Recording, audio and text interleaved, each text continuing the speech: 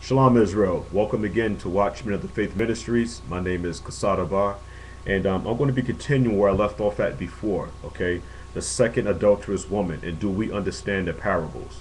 Again, it is our responsibility, okay, to make sure that we uphold righteousness. What is righteousness? Righteousness is following laws, statutes, and commandments, following the Torah, okay? And we must understand that we are in covenant relationship with the Messiah.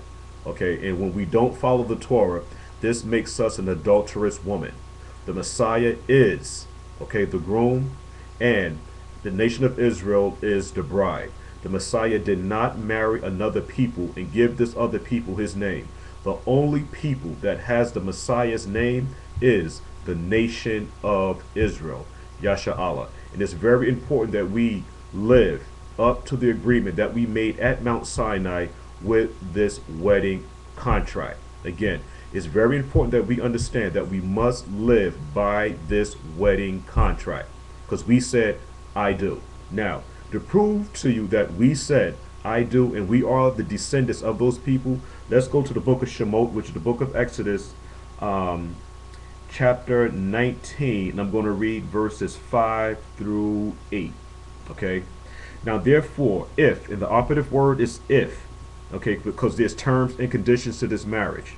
Now, therefore, if you will obey my voice indeed and keep my covenant, then you shall be a peculiar treasure unto me above all people. But again, if you read verse 5 again, there's stipulations to the contract. All right, it says if, and if is a two-letter word, but it's very, very big. All right, again, there's terms and conditions to the marriage.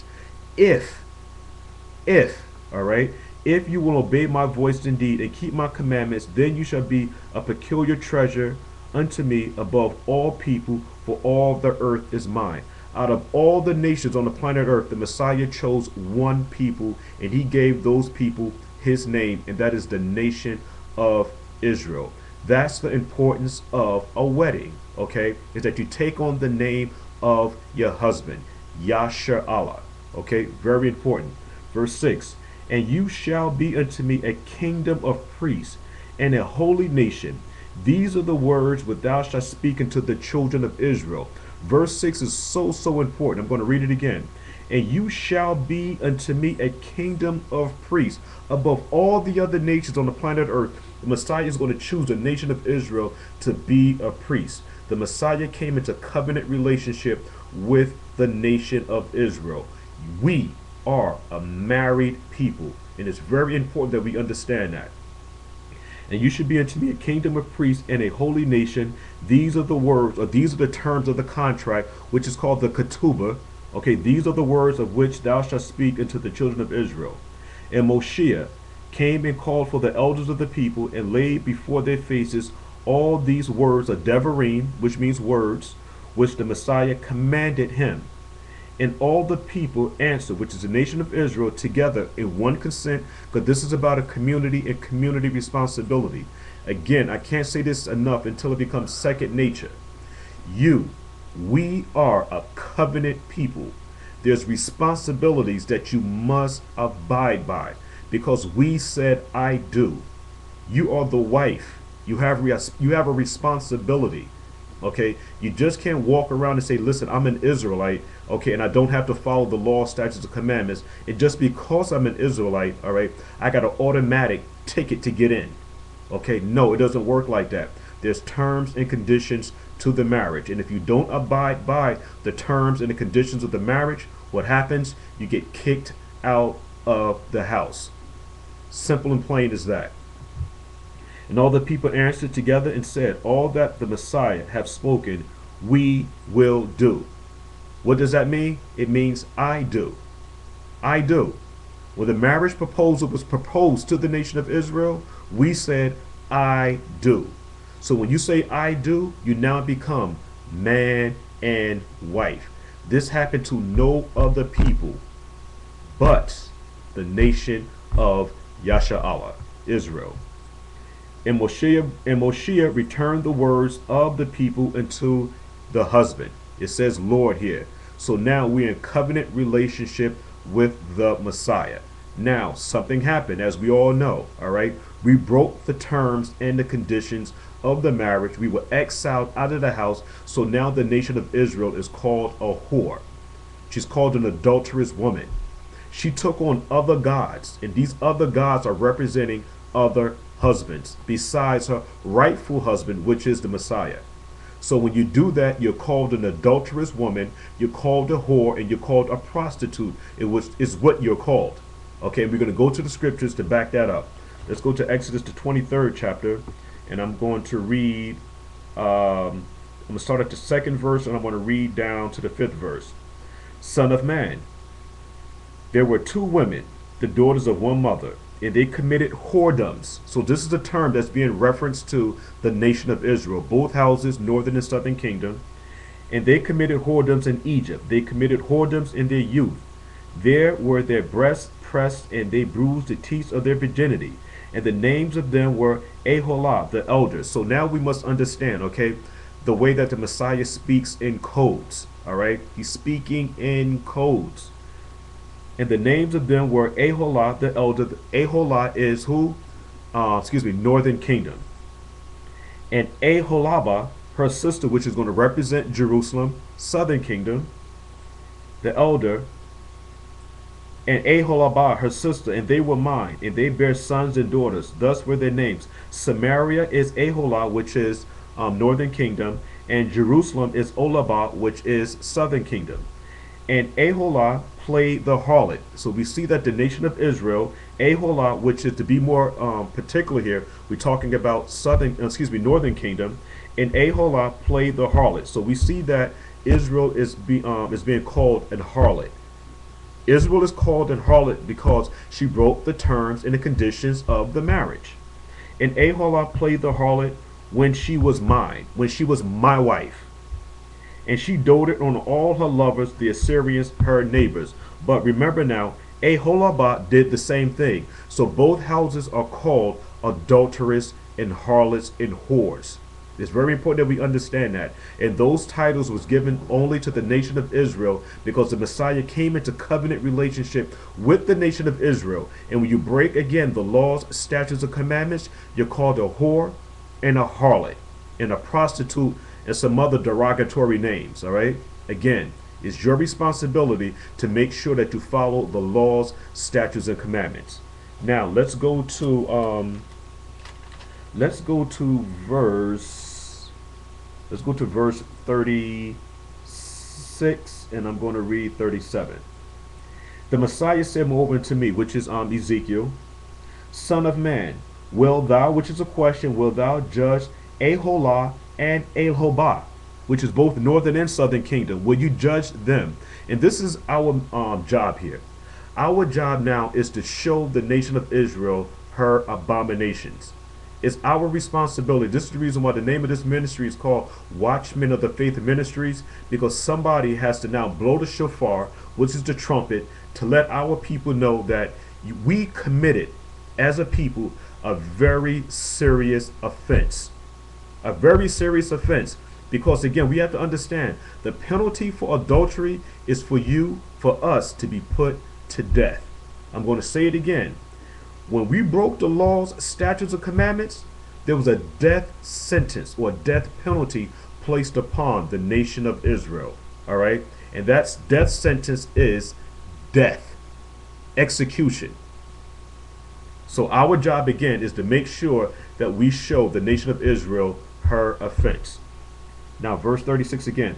The Lord said it moreover unto me, Son of man, wilt thou judge Aholah and Aholabah? Yes, declare unto them their abominations. And what is the abominations? When we took on the name of other gods. You're not Christians, you're not Baptists, Buddhists, Seventh-day Adventists, Muslims, all these things that you call yourselves now.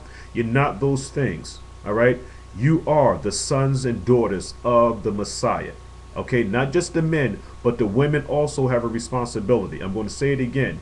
Both sons and daughters collectively make up the house of Israel, and you are the bride. Even the woman, even though you're married to your physical husband, you also have a responsibility and a duty to the Messiah. It's very important that you understand this here. Verse 37. and they committed adultery. Again, it's very important that we understand that. They committed adultery. And the word they is plural, meaning and pertaining to both houses, they committed adultery. The nation of Israel committed adultery. And all of this, what I'm saying here, is going to help us to understand what's going on in the book of Yohanan, the 8th chapter, verses 3 to 11, that the word adultery cannot be applied to the other nations because the other nations did not come into covenant relationship with the Messiah. Our job now is to show forth the praises and the glory of the Messiah in the world. Again, like I said previously, that all nations is supposed to follow the nation of Israel and come into covenant relationship. As it tells us in the book of Isaiah, the 2nd chapter, 1 to 3, my house should be a house of prayer for all people. And I'm going to use the nation of Israel as my bride to be this light that's going to sit upon the top of the mountain so that all the nations will know that I'm using a particular people to show forth my praises and my glory. Now let's read 37 again. They have committed adultery, and blood is in their hands. What does that mean where it says blood is in their hands? Take imagine with me a crime scene. Okay? What happens now, the police officers come and they see a dead body on the floor. And what happens now is that they see somebody there and their hands is full of blood. This lets us know now that the person whose hand is full of blood and you have a dead body on the floor, the person who's at the crime, okay, with all of this blood on his hand, his clothes is bloody, he has a knife in his hand, 9 times out of the 10, that person is the one that committed the crime. So this is what's happening here, okay? We committed adultery, and where it says now, they have committed adultery and blood is in their hands, it means that you're guilty.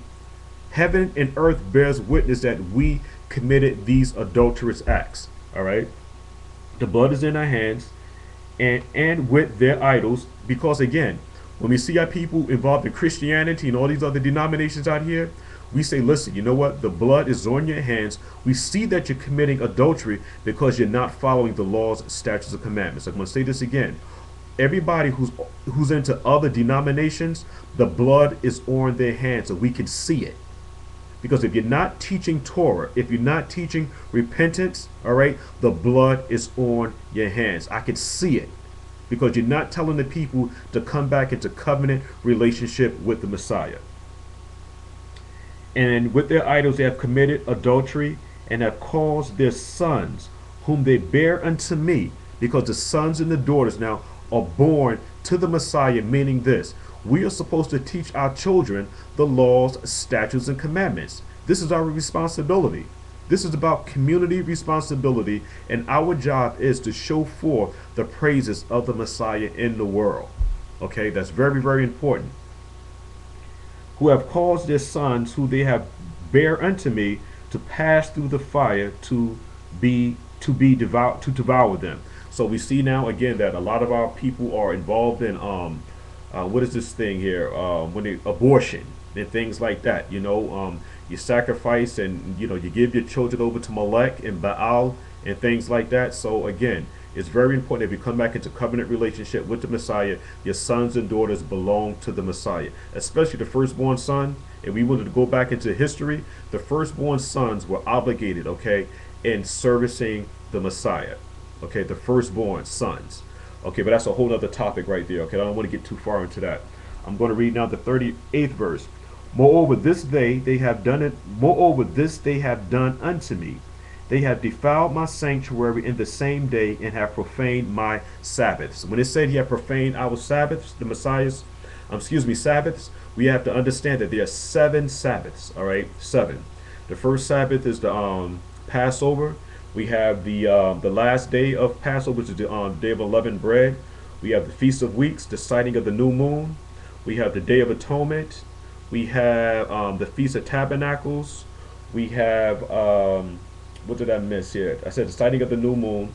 And we have the 8th day. The 8th day is also a Sabbath. Okay, so there's 7 Sabbaths that we must understand that we have. And what happened is that now on the nation of Israel, we don't participate in any of the Sabbaths. Okay. What I'm going to have to do here is stop and continue on in the next series, and I'll get into a little bit more detail with this. All right, shalom.